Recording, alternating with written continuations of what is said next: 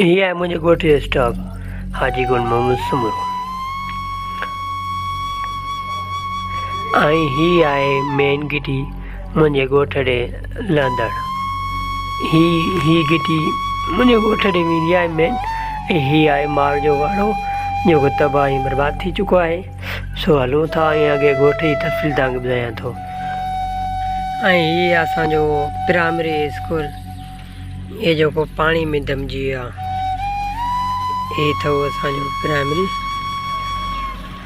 ही आहे असांजे गोठ जी मेन खॾ हिते बारिशनि जो पाणी जेका सो नालियुनि जो निकर थींदो आहे हिते ही बि हिन सां जेको तो फुल थी ॿनियुनि तरफ़ वही हलियो ही आहे उहो नालियुनि वारो नेकर।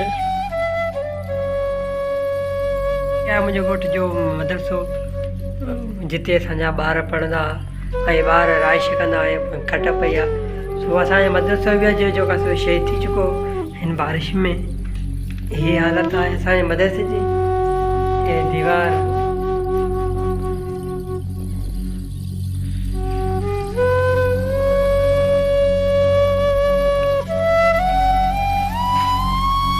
ये हालत आहे मुंहिंजे ॻोठ जी। ही पानी ही मेन गिटी आहे असांजे ॻोठ जी। ॻोठ हाजी गुल मोहम्मद सुमरो साम्हूं मथियां स्टाफ आहे।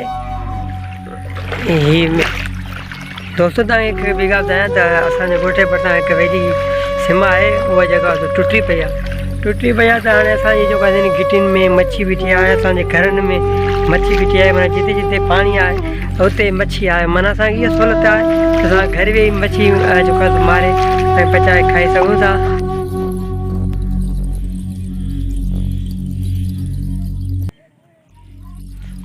हे कोट वोट किरी पिया हे घरनि जो सामान निकितो पिया ॿाहिरि अञा हलूं था।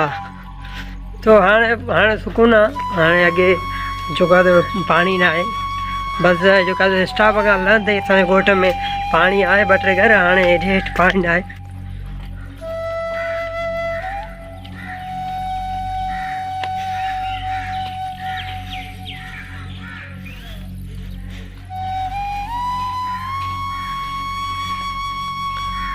ये हालत आहे असांजे घरनि जी।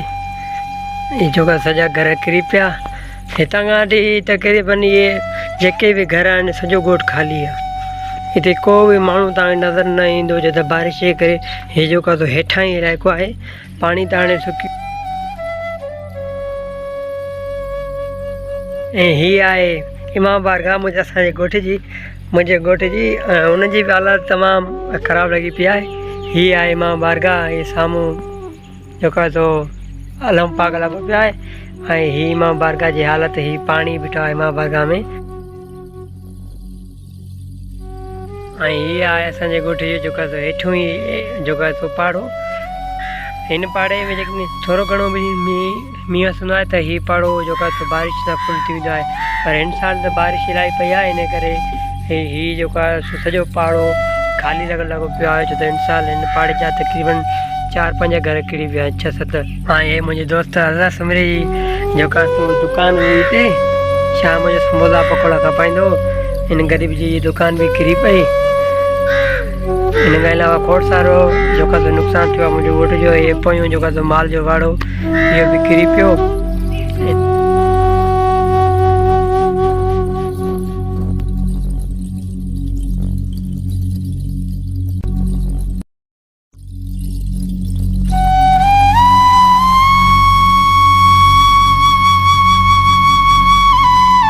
अचो त तव्हांखे मां पंहिंजे जेका कुकड़ ॾेखारियां।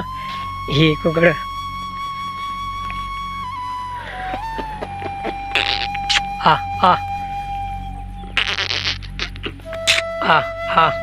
दोस्तों ही जेका ॿई कुकड़ मुंहिंजा आहिनि। मां पंहिंजे जेका दोस्त खे ॾिना छो त कुझु घर में मसला थी पिया यार कुता हेरिया उहे खाइनि पिया।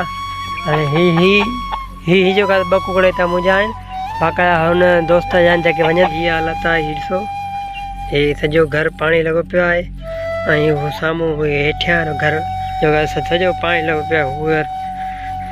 हू घर बि पाणी ऐं हिन खां अलावा हे घर बि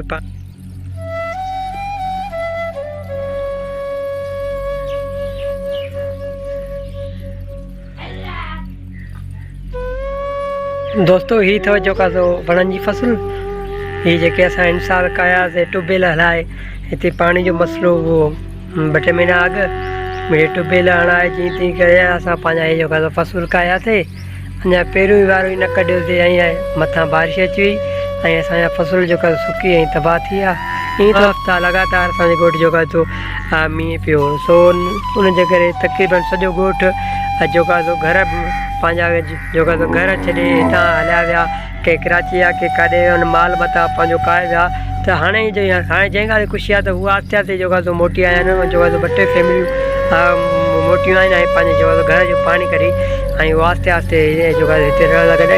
इन ई करे त असांखे ॾाढी ख़ुशी थी त यार साॻियो ई ॻोठु, साॻी मुल्कूं जेका मोटी थियूं अचनि ॿियूं।